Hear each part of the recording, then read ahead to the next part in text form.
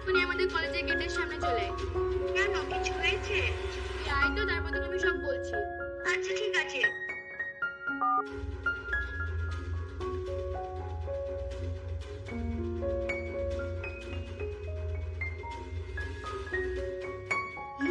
এত ইমার্জেন্সি ডাকছিস কেন? কি হয়েছে?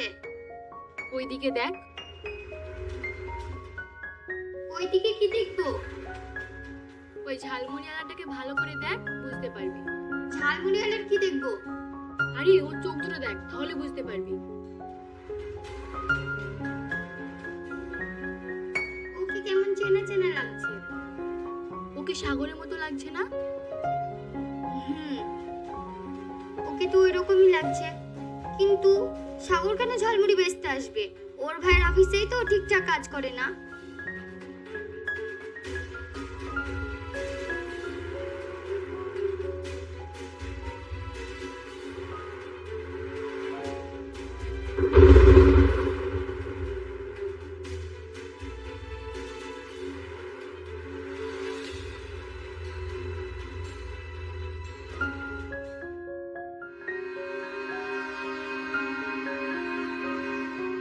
হ্যালো সাগর, বলো।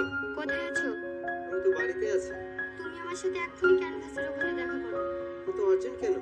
না, তুমি দেখা করো, তোমার সাথে আমার কিছু কথা আছে। আচ্ছা ঠিক আছে, আমি চলে আসছি। ঠিক আছে, আমি রেডি হয়ে যাচ্ছি।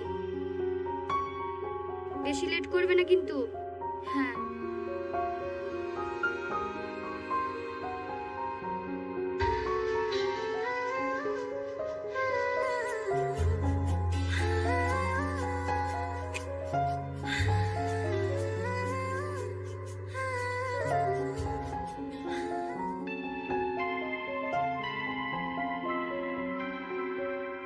কি হলো, এত করে ডাকছো যে? কি, আমাকে না দেখে থাকতে পারছো না? হ্যাঁ, তোমাকে নতুন করে দেখার ইচ্ছা হলো, তাই তো এতবার করে ফোন করছি। নতুন করে মানে? আমি কিছু বুঝলাম না। বুঝবে, একটু বসো। শবনম, কি খাবি বল? প্রতিদিন তো আমি খাওয়াই, আজ নয় তো সাগরই খাওয়াবে। এখানে আবার কি খাবে? এখানকার খাবারও তো ভালো হয় না। চলো বাইরে কিছু খেয়ে নিবে। ভালো হয় না তো? ঠিক আছে, তোমাকে খেতে হবে না, আমরাই খাবো। তুমি শুধু বিলটা দিয়ে দাও। আমি হ্যাঁ তুমি। ওয়েটার, একটু এদিকে এসো তো। বলুন ম্যাডাম। কাপ স্যুপ, ওকে, আর একটা কফি। ঠিক আছে কিছু ম্যাডাম। খাবে? না, আমি কিছু খাবো না। ভেজা মাছ খেয়ে খেয়ে ভালো খাবার খেতে ইচ্ছে করে না, তাই না? আচ্ছা সালমা, তুমি আমার সাথে ওরকম ব্যবহার করছো কেন? কি হয়েছে তোমার? আচ্ছা সাগর, তোমার ঝালমুড়ি ব্যবসাটা এখন কেমন চলছে? ঝালমুড়ি মানে? কিছু বুঝতে পারছো না, নাকি না বোঝার ভান করছো? দেখো সালমা, তেমন কিছু না। আমি আমার নিজের চোখে কিভাবে অবিশ্বাস করব, তুমিই বলো। সালমা, আমার কথাটা একবার শোনো। কি কথা শুনবো তোমার? তুমি বলতে নাকি আমার ভাইয়ের বড় অফিস আছে, আমার ভাই বড় বিজনেসম্যান, আর সেই বিজনেসটা ঝালমুড়ি বিজনেস, সেটা তো আগে জানতাম না। প্লিজ, তুমি আমার কথাটা একবার শোনো। কথা শোনার মতো কোনো কথাই তুমি বাকি রাখোনি, তাই তোমার কোনো কথা শোনার প্রশ্নই ওঠে না। আর যেটা দেখার সেটা আমি নিজের চোখে দেখেছি।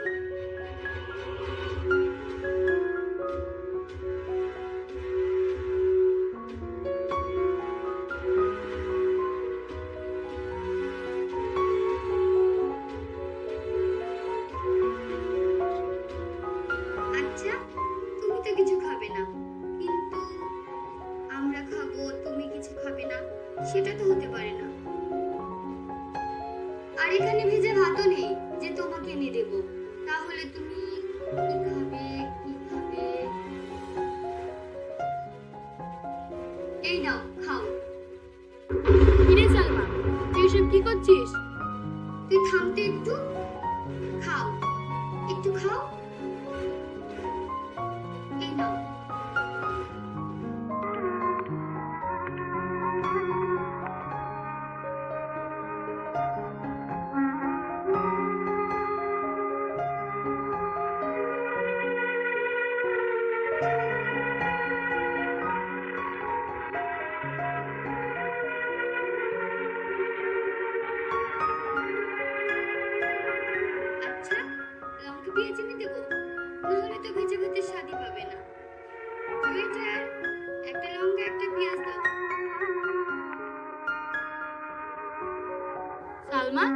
এসব বন্ধ কর, নাহলে খুব বাড়াবাড়ি হয়ে যাবে। বাড়াবাড়ি তো কিছুই হয়নি, বাড়াবাড়ি এবার হবে। আর কিছু লাগবে আর ম্যাম? কিছু লাগবে না, তুমি বিলটা এসো। Okay ma'am. নাও, সবগুলো শেষ করবে কিন্তু। প্লিজ আমার একবার কথা শোনো। ও কি বলবে একবার শোন না। কি বলবে? বলবে যে আমার ভুল হয়ে গেছে, আমাকে তুমি ক্ষমা করে দাও, আর তো কিছু বলবে না। ম্যাম ওকে বিলটা দাও। কি দেখছো? বিলটা দাও। ও আচ্ছা, তুমি তো এত টাকা আনোনি। দেখি কত টাকা এনেছো।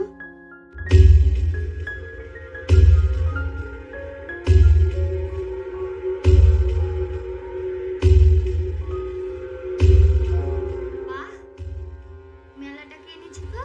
এতে তো আমার একটা কফির দামই হবে না।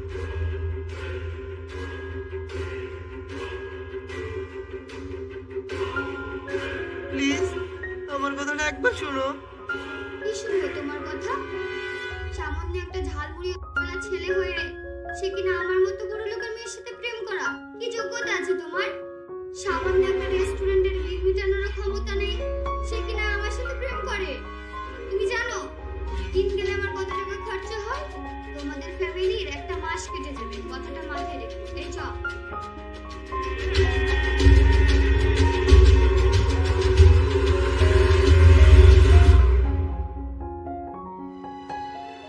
তাড়াতাড়ি বেড়া, নাহলে ওইদিকে আবার টাইম মতো পৌঁছাতে পারবে না। ভাইয়া তুমি আমার জন্য দোয়া করো, যেন আমি ইন্টারভিউটা ভালো করে দিতে পারি। আমার দোয়া সবসময় তোর সাথে আছে। যা, তুই ভালোভাবে যা। ঠিক আছে ভাইয়া, তাহলে আমি আসছি। আচ্ছা ঠিক আছে। আল্লাহ, তুমি আমার ভাইয়ের মুখের দিকে তাকায়ো।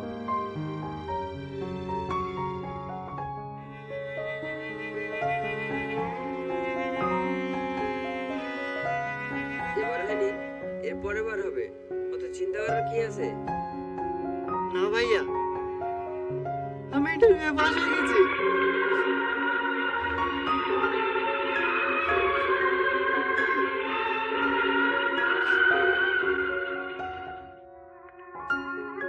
সত্যি বলছিস ভাই? তোর চাকরিটা হয়ে গেছে? থাম, আমি এক্ষুনি বাজার থেকে মিষ্টি লাইছি। না ভাইয়া, আমি মিষ্টি এনেছি।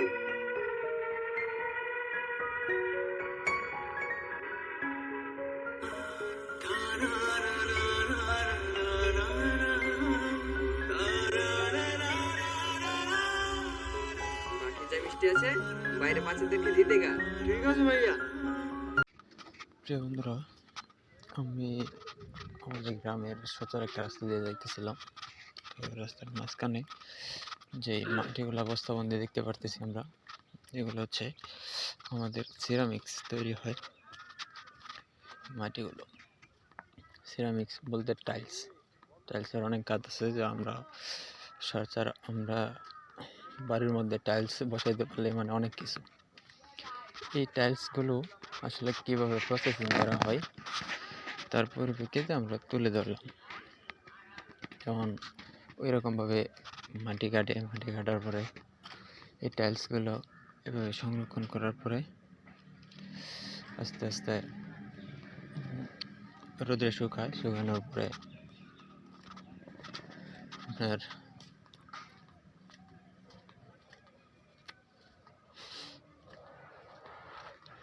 রোদে শুকানোর পরে এগুলা ফ্যাক্টরির মাধ্যমে মেশিনের মাধ্যমে ফ্যাক্টরিতে নিয়ে যায়, ট্রাকে করে। তারপর ফ্যাক্টরির মাধ্যমে আস্তে আস্তে মেশিনের মাধ্যমে প্রসেসিং করে এবং সুন্দর সুন্দর টাইলস তৈরি করে, যেগুলো আমরা আমাদের বাড়ির আশেপাশে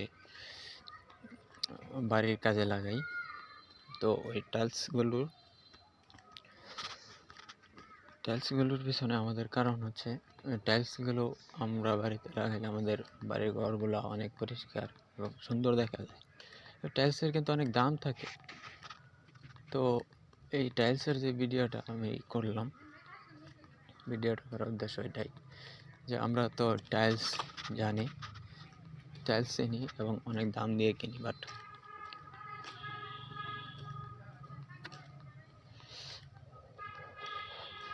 টাইলস কীভাবে মানে একদম বেসিক থেকে কীভাবে টাইলসের যে প্রসেসিংটা হয় সেটাই দেখাইলাম। দেখতে দেখতে দেখেন গাছের মধ্যে একটা শিয়াল দেখা যাইতেছে, তো সে তার জীবিকা নির্বাহের জন্য চেষ্টা করতেছে।